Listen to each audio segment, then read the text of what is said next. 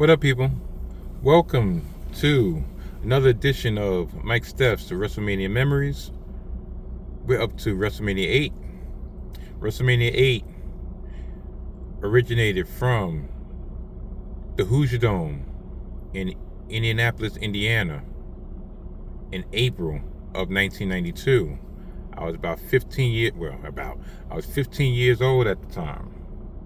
The main event of that show, and this was a publicized double main event, was the impending last hurrah, the last match of Hulk Hogan versus Sid Justice, otherwise known as Psycho Sid. The other half of that main event was the Macho Man Randy Savage coming back from his retirement based on a story I'll get into in a minute, going for the WWF World Heavyweight Championship held by none other than the Nature Boy Ric Flair. Woo! The other match I'll be talking about on this card was the Intercontinental matchup between incoming champion Roddy Piper. That's right, I said it. Incoming champion Roddy Piper defending against former champion Bret the Hitman Hart, and what was truly a coming out party for Bret the Hitman Hart on the WrestleMania stage as a single competitor. Now, there's three storylines that I'm going to talk about. First one would be the main event, Hulk Hogan. Matter of fact, rewind. Let's see how we got here. We got here based on the events of the Royal Rumble, but we got here based on the events of the ending of SummerSlam. The ending of SummerSlam, the Ultimate Warrior teamed with the Hulk Hogan against the Triangle of Terror, Colonel Mustafa, aka a Fat Iron Sheik, General Adnan, aka Adnan Al-Kaisi of AWA fame, and Sergeant Slaughter. At the end of that event, the Ultimate Warrior was promptly fired due to whatever beef him and Vince McMahon had. Okay. Also, remember, it was the match made in heaven, the match made in hell. Well, the match made in hell, that was the match made in hell. The match made in heaven was the Macho Man marrying Miss Elizabeth.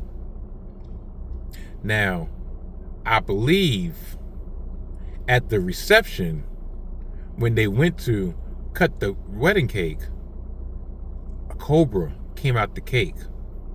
A cobra from none other than Jake the Snake Roberts. He had turned heel against the Ultimate Warrior because the Ultimate Warrior wanted to get secrets of the dark side because he was feuding with the Undertaker. So, being the fact that he pretty much fouled up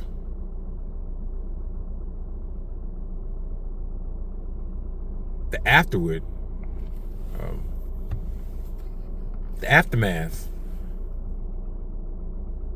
Macho Man was on site with Jake the Snake. They had this infamous Saturday Night Main Event match, I believe, in which Jake the Snake, Jake the Snake sicked the cobra on the Macho Man and had the cobra bite on the Macho Man's arm, and he literally, did he slap? Yeah, he slapped Miss Elizabeth. So the whole thing was the Macho Man was retired, and his hands were tied because they put in some type of clause that because he was an active competitor, he couldn't put his hands on Jake the Snake. So he had to apply for reinstatement, and he had got the reinstatement, and that's what led the Macho Man back wrestling and back into this title match. That's number one. Now, going into the Royal Rumble, Bret the Hitman Hart was the Intercontinental Champion. He had won it at SummerSlam 91 against Mr. Perfect. Now, he had lost prior to the Royal Rumble. He lost the Intercontinental Championship to the Mountie. I'm the Mountie. The Mountie always gets his man. It's the Mountie. He's brave, he's strong. He's the Mountie. So, he lost to the Mountie, and he was unable to go for the rematch. So who took his place but none other than Roddy Piper at the Royal Rumble. Roddy Piper won his first championship in WWF at the Royal Rumble, and he also did double duty in the Royal Rumble. At the Royal Rumble itself was 30-man Rumble, 30-man over-the-top rope battle royal, and the winner was going to become WWF champion because the WWF championship was vacant based on happenings at the Survivor Series. Ric Flair came over to WWF at the end of the summer from WCW. He was still the WCW World Heavyweight Champion. He was the real World Champion. And he helped cost Hulk Hogan the championship against The Undertaker in their title match. In their rematch at Tuesday in Texas, he also got involved, and Jack Tunney, in his infinite wisdom, just declared the title vacant, and the vacancy was going to be filled at the Royal Rumble, in which Ric Flair entered the Royal Rumble at number 3 and lasted 60 plus minutes to win his first WWF championship. But it was with an assist from Psycho Sid, Sid Justice, because Hulk Hogan, once again, was all about Hulk Hogan and forgot the fact that the Royal Rumble is every man for himself. So when he got eliminated by Sid Justice, he was a poor sport, and he pulled Sid Justice out of the ring and assisted Ric Flair in winning the WWF World Heavyweight Championship. Of course, Sid Justice was pissed off, like, yo, I didn't do anything wrong. You fucked me over. Guess what, Hulk Hogan? Guess what, big man? I'm coming for you. Of course, they had their tag team match in which Sid Justice abandoned Hulk Hogan, and that's how they set it up. But prior to that, Hulk Hogan was chosen to be the number 1 contender. He was chosen to go against Ric Flair for that championship at WrestleMania, in which Sid Justice was pissed. And then, due to the actions at the main event, that caused Hulk Hogan to want revenge against Sid Justice at WrestleMania, and the Macho Man picked up the slack, because the secondary storyline in this was Ric Flair was claiming that Elizabeth was mine before she was yours. Your woman, Miss Elizabeth, was mine. Woo, mine before he was yours. She was yours. And he claimed that on WrestleMania he was going to have a big reveal. He was going to have this big, larger than life picture of Miss Elizabeth for everyone to see. He had doctored photos of him and Miss Elizabeth on vacations, poolside, the whole nine. Supposedly this is before the Macho Man had got together with Miss Elizabeth, even though these photos look pretty recent. And of course, that was a way to get underneath the Macho Man's skin. So those are 2 of the 3. And of course, Bret the Hitman Hart wanted his rematch. He wanted his title back. And they went into the story of Piper was trained, or Piper was close with the family. He was almost like a cousin, and he didn't want to do this. He didn't want to do what it took to to retain the championship, but he would. And for Bret the Hitman Hart to stand down, but Bret Hart was like, nah, fuck that. I want my championship. He's like, okay, Bret, okay. Don't get it twisted. I'm still the dirtiest player in the game. And that was the lead up to WrestleMania for those 3 matches. Now, to me, the match that I was looking forward to the most, of course, was Bret the Hitman Hart versus Roddy Piper. And it was a surprisingly great match. They was leaking. And they debuted the finish in which Bret the Hitman Hart used the momentum that he had from the ropes to pin Roddy Piper, as if at the same time Piper had Bret the Hitman Hart in a sleeper. 1, 2, 3, got him trapped, and he reused that finish years later in the Survivor Series match against none other than Stone Cold Steve Austin.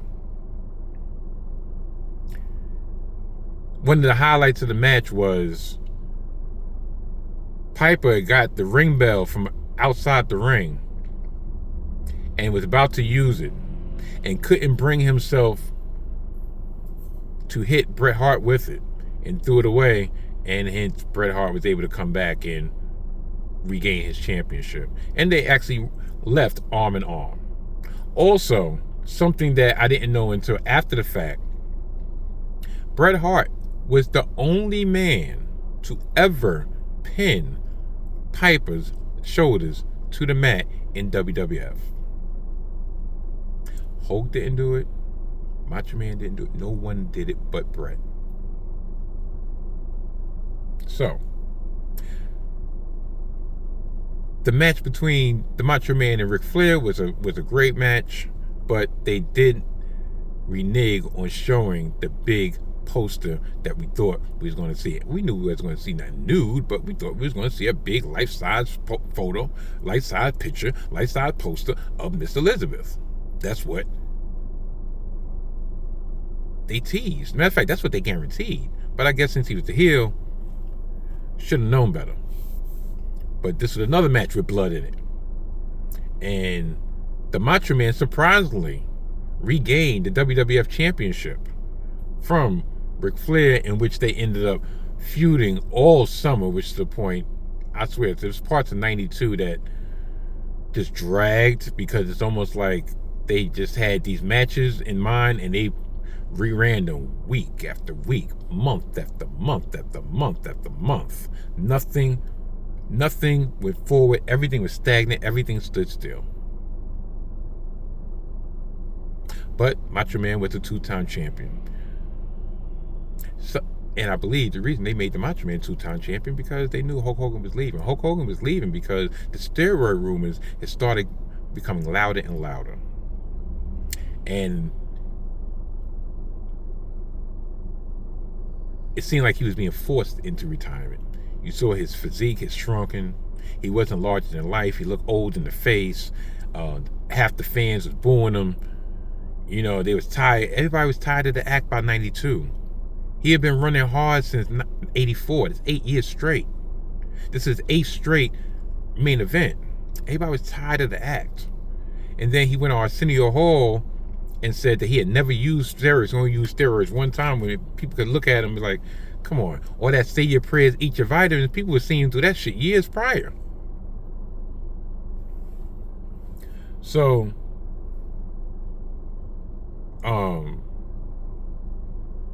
the match ended up in a double disqualification.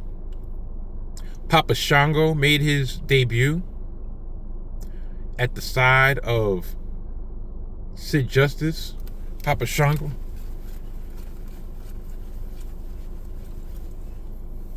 who ended up being the Godfather, who ended up being Kama Mustafa. Yeah, he made his debut, and the Ultimate Warrior made his return, running out to save Hulk Hogan from Papa Shango and Sid Justice, Psycho Sid. And they ended with the torch, quote unquote, being passed once again from Hulk Hogan, who was leaving, to the returning Ultimate Warrior, where a lot of people didn't realize that was the Ultimate Warrior because the Ultimate Warrior shrunk. Ultimate Warrior looked like, let's say if he looked 300 pounds, swole, he looked like $150 soaking wet. Nobody knew, everybody thought that was a fake Ultimate Warrior, myself included. And then gradually, as the months went by, he started ballooning himself back up. And then he didn't even make it to Survivor Series. Survivor Series is supposed to be the team of the Ultimate Warrior and the Macho Man versus Ric Flair and Mr. Perfect? No, Ric Flair and Razor Ramon, the bad guy. The Ultimate Maniacs. It wasn't the Mega Powers, the Ultimate Maniacs. Ultimate Maniacs. And once again, Ultimate Warrior got fired beforehand, and that was kind of starting to be the downfall of WWF in the golden era.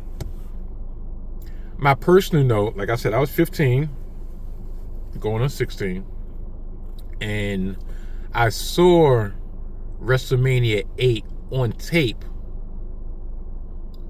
about couple of days afterward. I was at my girlfriend's house at the time, and her uncle and cousins were wrestling fans, so I was able to watch it over there. And that was the first time in a while that I was able to watch wrestling with people that enjoyed wrestling as much as I did, and also did not irritate the hell out of me while they was enjoying wrestling.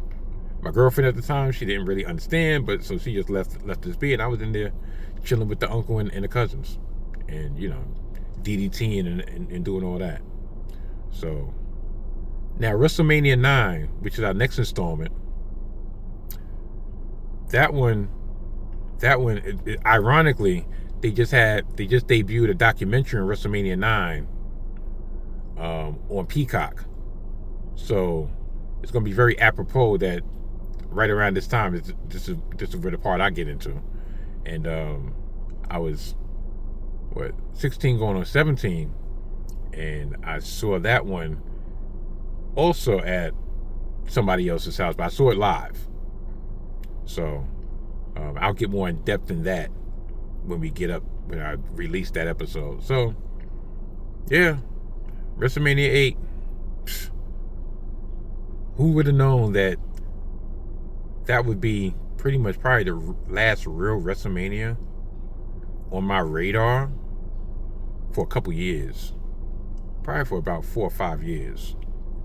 WrestleMania 9, yeah, I saw it, but like I said, we'll get into it more in depth on the next installment of Mike Steph's WrestleMania Memories. Goodbye.